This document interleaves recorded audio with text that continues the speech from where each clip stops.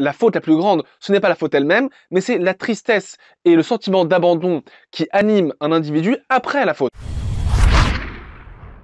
Bonjour à toutes et à tous, c'est Jérémy de Temima où on diffuse des enseignements de Torah de manière claire et accessible dans le but de développer sa personnalité. Alors, ce que je voudrais voir aujourd'hui dans cette vidéo, c'est aborder le concept de l'échec dans le judaïsme tel qu'il est vu à travers la pensée juive. Les échecs de la vie font partie des facteurs majeurs influençant négativement l'estime de soi. En effet, lorsque la réussite n'est pas toujours au bout du parcours, lorsqu'on connaît des difficultés, lorsqu'on peut connaître des échecs successifs pendant une petite ou une grande période de la vie, eh bien, la réaction la plus commune, c'est de remettre en cause son propre potentiel. En effet, et malheureusement, pour beaucoup trop de gens, échec rime avec incapacité. Plus que l'échec lui-même, c'est l'atteinte portée à l'image que nous avions de nous-mêmes qui nous perturbe le plus.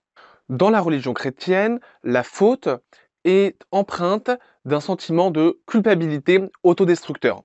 Cela va s'exprimer par le châtiment corporel que doit s'infliger le fauteur à lui-même, ce qu'on appelle l'autoflagellation. Même si cette pratique n'est plus officiellement recommandée pour ses fidèles, eh bien, cette pratique a quand même marqué le christianisme tout au long de son histoire. Idem pour la notion de pénitence dans le christianisme, qui prend sa racine du mot poena en latin, qui signifie la tristesse. C'est le chemin par lequel doit passer le pécheur pour réparer sa faute, eh bien elle est empreinte d'un sentiment de tristesse, pénitence qui vient de poena. Et d'ailleurs, en français, la pénitence désigne une punition qu'on fait subir à une personne pour l'erreur qu'elle a commise.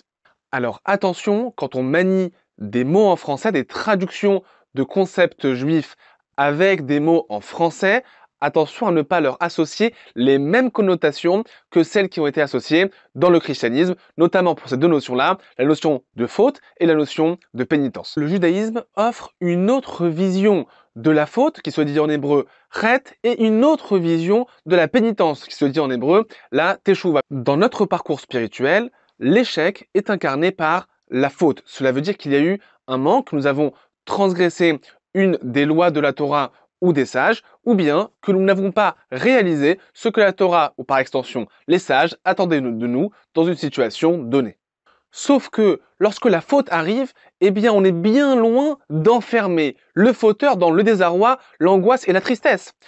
Et c'est comme ça que dans nos textes juifs, nous trouvons des phrases du type « Si un homme a commis de nombreuses fautes, qu'il accomplisse de nombreuses mitzvot en contrepartie. » Ou encore « Non, il n'y a sur la terre point d'homme juste qui fasse le bien et qui ne pêche jamais. » Ou encore « On a demandé à Dieu quelle est la punition du fauteur, il répondit qu'il fasse teshuva et il sera pardonné. » Et encore « Le juste tombe 7 fois et se relève. » Bref, vous l'aurez compris, il ne s'agit pas d'enfermer les gens dans leurs erreurs, mais il s'agit de leur ouvrir une opportunité pour pouvoir changer, pour pouvoir s'améliorer, se projeter vers un avenir meilleur. D'ailleurs, dans les écrits chassidiques, il nous est décrit que la faute la plus grande, ce n'est pas la faute elle-même, mais c'est la tristesse et le sentiment d'abandon qui anime un individu après la faute. Donc, cela vient nous montrer que ce que l'on cherche avant tout, c'est ne pas enfoncer une personne dans la boue dans laquelle elle se trouve, mais au contraire, la Torah va chercher à lui tendre la main et de sortir de cette situation pour pouvoir se projeter vers un avenir meilleur. Dans la langue hébraïque, il existe plusieurs mots pour désigner la faute, le péché. Et ces différents mots vont amener une gradation entre la faute commise complètement inintentionnellement, sans aucune volonté, jusqu'à la rébellion volontaire contre Dieu. Mais disons que le terme générique pour parler d'une faute, c'est ce qu'on a dit, c'est le mot chet. Le Maharal de Prague, mis à part le golem qu'on lui attribue, la fabrication d'un golem pour protéger les juifs de Prague, eh bien aussi est le père fondateur de la pensée juive contemporaine. Et le Maharal de Prague, dans Netiv HaTeshuva, va expliquer que le mot faute ne veut pas dire péché avec les connotations d'angoisse et de tristesse qu'on a vu précédemment, mais en vérité ça veut dire une lacune, un manque. C'est d'ailleurs dans ce sens qu'il est employé dans le verset « Sinon, lorsque mon Seigneur le roi se couchera avec ses pères, mon fils Salomon et moi serons chataïm » où le mot chataïm, qui vient du mot chet, signifie manquant. Ainsi, le péché, avec cette connotation d'affliction et d'angoisse, devient dans la pensée du Maharal de Prague une lacune. Et donc, eh bien, plutôt que de se morfondre sur les péchés que nous avons commis, eh bien, il s'agit simplement de prendre conscience des lacunes que nous avons et de les gommer en les travaillant par un travail intérieur qui s'appelle la teshuva. Donc, surmonter l'échec spirituel, c'est faire teshuva. Sauf que la teshuva, ce n'est pas la pénitence et le chemin de tristesse et d'angoisse, bien qu'elle inclue un moment, une reconnaissance sincère de la faute et un regret de la lacune, un regret de l'erreur, mais elle est avant tout une réparation, elle est avant tout un chemin. Et d'ailleurs, teshuva veut dire en hébreu littéralement un retour, parce qu'il s'agit d'un double retour. C'est d'abord le retour vers Dieu, qui accepte l'individu tel qu'il est, avec ses lacunes, et qui lui permet de réparer ses fautes.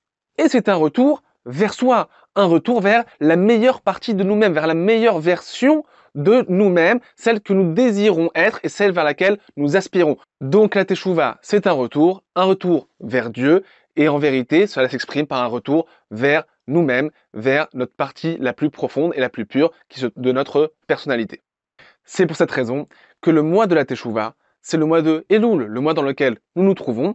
Il est aussi appelé le mois de la miséricorde et du pardon. Donc ce n'est pas le mois de la tristesse et de l'angoisse, mais le mois de la miséricorde et du pardon, le mois où finalement on fait table rase sur le passé pour pouvoir prendre ses dispositions pour l'avenir, pour pouvoir travailler, pour pouvoir faire cette teshuva, pour gommer nos lacunes, pour gommer nos erreurs et finalement se parfaire à l'approche de la nouvelle année. Bon mois de Elul sur Temima et à bientôt pour une prochaine capsule.